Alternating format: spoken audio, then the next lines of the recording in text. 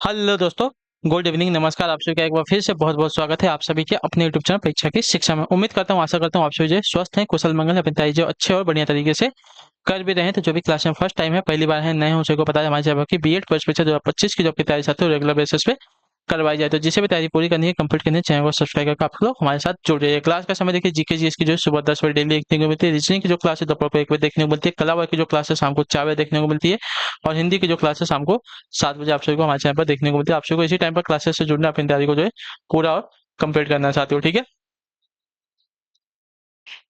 नीचे डिस्क्रिप्शन आपको Instagram Telegram का लिंक मिलेगा, तो आप इंस्टाग्राम पर फॉलो कर लेंगे और टेलीग्राम चैनल को ज्वाइन करेंगे। टेलीग्राम चैनल पर डेली बेसिस पे क्लास का अपडेट मिल जाएगा। बाकी जो एग्जाम के अपडेट आपको मिलेगा टेलीग्राम चैनल के माध्यम से। आप लोगों को जो है टेलीग्राम चैनल को ज्वाइन करके रखना है, ठीक है। तो चलिए क्लास स्टार्ट करें बिना किसी देरी के। एक एक क्वेश्चन आपके एग्जाम के लिए बहुत ही इंपॉर्टेंट है, तो एक एक क्वेश्चन को जो ध्यान से अच्छे से देख कर उत्तर देने की कोशिश करते हुए आगे हुए बढ़ते हुए चलेंगे, ठीक है। और स्टार्ट होने से पहले क्लास को जिसने अभी तक देखिए लाइक नहीं किया, क्लास को लाइक कर देंगे। क्लास को अभी तक जिसने शेयर नहीं किया अपने दोस्तों के साथ, क्लास को शेयर किया। जिसने अभी तक चैनल को सब्सक्राइब नहीं किया, वो लोग जो है चैनल को सब्सक्राइब कर देंगे। पहला क्वेश्चन आपका, अल्पहारी शब्द के लिए उचित वाक्यांश छाटिए, ठीक है। अल्पहारी वाक्यांश के लिए एक उचित वाक्यांश को छाटना है। तो अल्पहारी किसे कहा जाता है साथियों? तो अल्पहारी जो कम खाता हो, ठीक है। अल्पाहारी जो कम खाता हो उसको कहा जाता है। तो ऑप्शन नंबर बी आपका राइट आंसर हो जाएगा, ठीक है। क्लियर होगा इसके बारे में। चलिए अगले क्वेश्चन की तरफ बढ़ेंगे। आपका 52 नंबर बताने की कोशिश करेंगे। राइट आंसर, लज्जा किस लेखक या लेखिका की कृति है? बताइए, लज्जा जो है किस लेखक या लेखिका की कृति है? तो आपका राइट आंसर हो जाएगा साथियों तस्लीमा नसरीन की, ठीक है। ऑप्शन नंबर जो सी दिया का आपका राइट आंसर होगा, ठीक है। लज्जा जो है वो बांग्लादेश की बहुचर्चित लेखिका तस्लीमा नसरीन की एक बहुचर्चित उपन्यास है, ठीक है। तो ऑप्शन नंबर जो सी दिया गया साथियों आपका सही उत्तर है। अगले क्वेश्चन की तरफ बढ़ेंगे, ध्यान से उत्तर देने की कोशिश करेंगे। आपका राइट आंसर क्या हो जाएगा बताने की कोशिश कीजिएगा, ठीक है। चलिए अगला क्वेश्चन आपका 53 है, 53 नंबर। आटे दाल का भाव मालूम होना मुहावरे का उचित अर्थ की पहचाने, ठीक है। आटे दाल का भाव मालूम होना मुहावरे का उचित अर्थ क्या हो जाएगा, हमको पहचानना है। तो आपका राइट आंसर हो जाएगा साथियों कष्ट का अनुभव होना, ठीक है। तो ऑप्शन नंबर डी राइट हो जाएगा, ठीक है। आटे दाल का भाव मालूम होना यानी कि कष्ट का अनुभव होना। ऑप्शन नंबर जो डी दिएगा आपका राइट आंसर। अगले क्वेश्चन की तरफ बढ़ेंगे। 54 नंबर बताइएगा राइट आंसर का। शीशम शब्द का लिंग क्या है? दे शीशम शब्द का लिंग क्या है? तो शीशम शब्द का लिंग आपका पुल्लिंग है। तो ऑप्शन नंबर ए जो दिया गया आपका राइट आंसर होगा, ठीक है। अधिकांश वृक्षों के नाम आपके पुल्लिंग होते हैं, जैसे बरगद, पीपल, आम, पलाश आदि सभी। अगले क्वेश्चन की तरफ बढ़ेंगे। 55वां बताने की कोशिश कीजिए। राइट आंसर, कदाचित शाम तक वो वापस आ जाए, इस वाक्य में प्रयुक्त काल को पहचाने, ठीक है। कदाचित शाम तक वो वापस आ जाए, इस वाक्य में प्रयुक्त काल को हमें पहचानना है। तो इस काल में, अच्छा इस वाक्य में ना, तो इस वाक्य में आपका हो जाएगा साथियों संभाव्य भविष्यता काल, ठीक है। ऑप्शन नंबर जो डी दिएगा आपका राइट आंसर। जिस वाक्य में भविष्य में किसी कार्य के होने की संभावना का बोध हो, उसे आपका संभाव्य भविष्यता काल का वाक्य कहते हैं, ठीक है। दिए गए वाक्य में भी वापस आने की संभावना व्यक्त की गई है, अतः इस वाक्य में जो है संभाव्य भविष्य काल है, ठीक है। अगले क्वेश्चन की तरफ बढ़ेंगे। ध्यान से 56वां, अलंकारों के मुख्य भेद कितने हैं? तो अलंकारों के मुख्य भेद आपके जो देखिए साथियों दो प्रकार के होते हैं, शब्दालंकार और अर्थालंकार, ठीक है। तो आपका राइट आंसर हो जाएगा, ठीक है। शब्दालंकार शब्दों के चमत्कार से, जैसे अनुप्रास, यमक, श्लेष इत्यादि सभी, ठीक है। अर्थालंकार में अर्थों का चमत्कार, जैसे उपमा, रूपक, उत्प्रेक्षा इत्यादि सभी होते हैं। चलिए अगले क्वेश्चन की तरफ बढ़ेंगे। ध्यान से देखेंगे। 57 नंबर है, रतिपति शब्द का समार्थी शब्द पहचान, ठीक है। रतिपति शब्द का समार्थी शब्द क्या हो जाएगा? तो रतिपति का समार्थी शब्द का पंचसर होगा, पंचसर। ऑप्शन नंबर जो डी दिया गया साथी आपका राइट आंसर होगा, ठीक है। ये दोनों शब्द कामदेव के पर्यायवाची हैं, ठीक है। रतिपति शब्द का समार्थी शब्द का पंचसर हो जाएगा, और ये दोनों शब्द जो है कामदेव के पर्यायवाची शब्द है। अगला क्वेश्चन आपका 58 नंबर, लोग आजीवन टट्टू की तरह जूते रहते हैं, टट्टू शब्द का क्या हो जाएगा? टट्टू का बहुवचन क्या होगा? तो टट्टू का बहुवचन आपका टट्टुओं होगा, टट्टुओं को। ऑप्शन नंबर ए आपका राइट आंसर होगा, ठीक है। लोग आजीवन टट्टू की तरह जीते रहते हैं, तो टट्टुओं शब्द का, टट्टू का शब्द आपका बहुवचन हो जाएगा टट्टुओं। अगले क्वेश्चन की तरफ बढ़ेंगे। आपका 59 में बताइएगा राइट आंसर क्या होगा साथियों, ध्यान से देखिए। जयद्रथ वध किस लेखक या लेखिका की कृति है? तो जयद्रथ वध अगर देखा जाएगा साथियों तो मैथिली शरगुप्त की प्रसिद्ध रचना है, ठीक है। तो आपका ऑप्शन नंबर ए जो दिया गया आपका सही उत्तर है। क्लियर होगा इसका। जयद्रथ वध जो है मैथिली शरगुप्त की प्रसिद्ध रचना है। इस इनकी अन्य रचनाएं आपकी भारत भारती, पंचवटी, यशोधरा, नहुस इत्यादि सभी भी हैं, ठीक है। याद रखिएगा, पूछा जाता है आपसे। चलिए 60 नंबर क्वेश्चन आपके सामने दिए गए। याचना शब्द का बहुवचन रूप क्या हो जाएगा? तो याचना का बहुवचन आपका देखा जाएगा तो याचना ही होता है, इसमें कोई परिवर्तन नहीं होता है, तो ऑप्शन नंबर डी आपका राइट आंसर हो जाएगा। ठीक है, याचना शब्द का बहुवचन याचना ही होता है। 61 उन्नति का विलोम शब्द क्या हो जाएगा? तो उन्नति का विलोम आपका अवनति होता है, तो ऑप्शन नंबर जो सी दिया गया साथियों आपका राइट आंसर होगा। ठीक है, उन्नति का विलोम शब्द आपका अवनति से होता है। अगले क्वेश्चन की तरफ बढ़ेंगे, आपका 62 नंबर सरसीज। ठीक है, सरसीज का प्रयोज्य शब्द निम्नलिखित में से कौन सा हो जाएगा?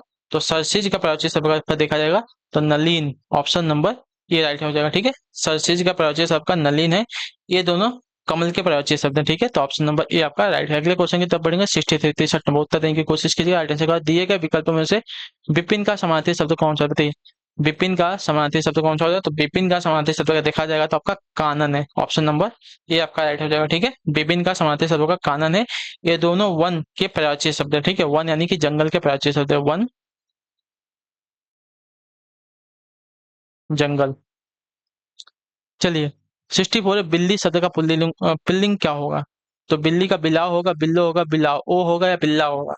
तो बिल्ली का आपका बिलाव होता है पुल्लिंग शब्द। ठीक है, बिल्ला नहीं होता, तो ऑप्शन नंबर ए जो दिएगा आपका राइट आंसर होगा, बिल्ली का बिलाव होता है, बिल्ला गलत हो जाएगा। अगले क्वेश्चन की तरफ बढ़ा जाएगा। 65 नंबर बताइएगा राइट आंसर। ब्राह्मी से किस लिपि की उत्पत्ति हुई है? बताइए, ब्राह्मी से किस लिपि की उत्पत्ति हुई है? तो आपका राइट आंसर हो जाती हो देवनागरी लिपि की। ठीक है, तो ऑप्शन नंबर यहाँ पे डी राइट हो जाएगा। ठीक है, देवनागरी लिपि की जो उत्पत्ति है ब्राह्मी से हुई है, तो देवनागरी हिंदी भाषा की लिपि है। ठीक है, चलिए नेक्स्ट आपका है 66 नंबर प्रश्न 66 से। कई दर्शक गण किस विशेष का उदाहरण बताइए? कई दर्शक गण। ठीक है, कई दर्शक गण बोला है तो आपका हो जाएगा अनिश्चित संख्यावाचक विशेषण। ठीक है, अनिश्चित संख्यावाचक विशेषण का हो जाएगा, तो ऑप्शन नंबर यहाँ पे ये जो दिएगा पैटर्न आंसर। कई दर्शक गण शब्द में कई जो है आपका अनिश्चित संख्यावाचक विशेषण का उदाहरण है, तो ऑप्शन नंबर ये आपका राइट है। अगले क्वेश्चन की तरफ बढ़ेंगे 67 नंबर 67 नंबर। नीचे दिए गए शब्द किस गुणवाचक विशेषण के प्रकार बताइए? नीचे दिए गए शब्द जो है किस गुणवाचक विशेषण के प्रकार है? अच्छा, दानी, न्यायी, कृपालु। तो ये सभी क्या है? तो गुणवाचक विशेषण के अंतर्गत आएंगे। ठीक है, तो आपका राइट आंसर हो जाएगा साथियों गुणबोधक विशेषण हो जाएंगे, तो ऑप्शन डी राइट हो जाएगा। ठीक है, गुणवाचक विशेषण के अंतर्गत किन्हीं वस्तुओं के गुणों की विशेषता दर्शाई जाती है, जैसे कि अच्छा है, बुरा है, दानी है, न्यायी है, कृपालु है इत्यादि सभी। ठीक है, यानी कि ये सभी के सभी गुणबोधक है। चलिए अगले क्वेश्चन की तरफ बढ़ेंगे 68 नंबर। दिए गए विकल्पों से शुद्ध वाक्य को छांटना है। भारत में अनेक दर्शनीय स्थल हैं। पहला वाला वाक्य जो दिया गया है आपका यहाँ पे शुद्ध हो जाएगा। भारत में अनेक दर्शनीय स्थल है, पहला वाला वाक्य आपका जो है शुद्ध। भारत में अनेक दर्शनीय स्थल देखने योग्य हैं। तो दर्शनीय है मतलब ऑलरेडी वो देखने योग्य हो चुके हैं, तो ये सबकी जरूरत नहीं है हमें। ठीक है, देखने योग्य वाक्य में प्रयोग नहीं होगा। अगले क्वेश्चन की तरफ बढ़ेंगे, आपका है 69 नंबर। दिए गए विकल्पों में से रिजु का विरुद्धार्थी शब्द कौन सा? बताइए, रिजु, रिजु का विरुद्धार्थी शब्द कौन सा हो जाएगा? तो रिजु का विरुद्धार्थी शब्द अगर देखा जाएगा साथियों तो आपका हो जाएगा साथियों सरल। अच्छा, विरुद्धार्थी बोझाएं तो रिजु का अर्थ होता है सीधा या तो सरल, तो इसका विरुद्धार्थी शब्द आपका हो जाएगा वक्र। ठीक है, तो ऑप्शन नंबर जो ए दिया गया आपका राइट आंसर होगा। रिजु का समानार्थी शब्द का सरल या तो सीधा होता है, तो इसका विरुद्धार्थी यानी कि विलोम शब्द का वक्र हो जाएगा, गोल। 70 नंबर। यह जीवन क्या है? निर्झर है। ठीक है, इस वाक्य में प्रयुक्त अलंकार पहचानना है। यह जीवन क्या है? निर्झर है, इस वाक्य में प्रयुक्त अलंकार में पहचानना है। तो इसमें अलंकार अगर देखा जाएगा साथियों तो आपका रूपक अलंकार। ठीक है, ऑप्शन नंबर जो ए दिया गया आपका राइट आंसर हो जाएगा। ठीक है, जहां उपमेय में उपमान का भेद रहित आरोप हो वहां आपका रूपक अलंकार होता है। दिए गए वाक्य में प्रस्तुत उपमेय और अप्रस्तुत उपमान में अभिन्नता प्रकट की गई है, अतः इसमें आपका रूपक अलंकार है। ठीक है, 71 नंबर। खटाई में पड़ना मुहावरे का आशय क्या है? तो खटाई में पड़ना मुहावरे का आशय का देखा जाएगा साथियों तो किसी कार्य का निर्णय न हो पाना। ठीक है, तो ऑप्शन नंबर जो सी दिया गया आपका राइट आंसर। खटाई में पड़ना एक मुहावरा है जिसका अर्थ होता है किसी कार्य का निर्णय न हो पाना, अर्थात किसी कार्य की प्रगति के दौरान मुख्य वस्तु न हो पाने के कारण बीच में ही रुक जाना और आगे की कार्यवाही का निर्णय न हो पाना। ठीक है, अगला क्वेश्चन आपका 72 नंबर बताने की कोशिश करेंगे। सही निम्नलिखित में से कौन सा जोड़ा आपका सही नहीं है? ठीक है, बेटी का बेटियां, डिबी का डिबिया दिएगा, डिबी का डिबिया, डिबिया का डिबिये होगा, डिबिया का डिबिया होगा, ठीक है। डिबिया का डिबिया होगा, ठीक है। डिबिया नहीं होगा। श्रोता का श्रोतागण, वधु का बहुत वधुएं, बहुवचन हो जाएगा, ठीक है। चलिए अगला क्वेश्चन आपका है 73वां। बकरी शब्द क्या पुल्लिंग रूप क्या होगा? तो बकरी का पुल्लिंग अगर देखा जाएगा साथियों तो बकरा होता है। ऑप्शन नंबर डी राइट है, ठीक है। चौथा नंबर बताने की कोशिश करेंगे सही उत्तर का। कन्नौजी हिंदी किस उपभाषा की एक बोली है? तो कन्नौजी अगर देखा जाएगा साथियों तो आपका पश्चिमी हिंदी की उपभाषा की एक बोली। ऑप्शन नंबर जो बी दिएगा आपका राइट आंसर हो जाएगा, ठीक है। कन्नौजी जो है पश्चिमी हिंदी की एक बोली है। पश्चिमी हिंदी की 5 बोलियां हैं: खड़ी बोली, ब्रज, बुंडेली, कन्नौजी और हरियाणवी यानी कि बांगू, ठीक है। याद रखिएगा 5 बोलियां कौन सी? खड़ी बोली, ब्रज, बुंडेली, कन्नौजी और हरियाणवी यानी कि बांगू, ठीक है। चलिए अगले क्वेश्चन की तरफ बढ़ेंगे। आपका है 75 में बताने की कोशिश करेंगे राइट आंसर का। उसने पढ़ लिया होगा कैसा वाक्य है? उसने पढ़ लिया होगा आपका संदेहवाचक वाक्य हो जाएगा। ऑप्शन नंबर जो बी दिया गया साथियों आपका राइट आंसर होगा, ठीक है। चलिए तो इसी के साथ जो आपकी क्लास है आज की यहीं पे पूरी हो गई, कंप्लीट हो गई। आई होप कि आपको क्लास जो अच्छी लगी है, पसंद आई है तो क्लास को देखिए लाइक कर दीजिए। चैनल पर पहली बार तो चैनल को सब्सक्राइब कर लीजिएगा और अपना जो फीडबैक है क्लास के बारे में नीचे कमेंट में बता के जाइएगा। और सबसे इंपॉर्टेंट बात, जिसने भी अभी तक अपना फॉर्म नहीं भरा यूपी बीएड वाले, कल 25 तारीख है, कल लास्ट डेट है, तो रिक्वेस्ट है कि आप आज ही आप लोग अपना फॉर्म भर लीजिएगा, ठीक है। तो चलिए हम आपसे मिलते हैं आपकी अगली क्लास में, तब तक के लिए टाटा बाय बाय, जय हिंद, जय भारत। आपसे क्लास से जुड़ने के लिए बहुत बहुत ही धन्यवाद साथियों।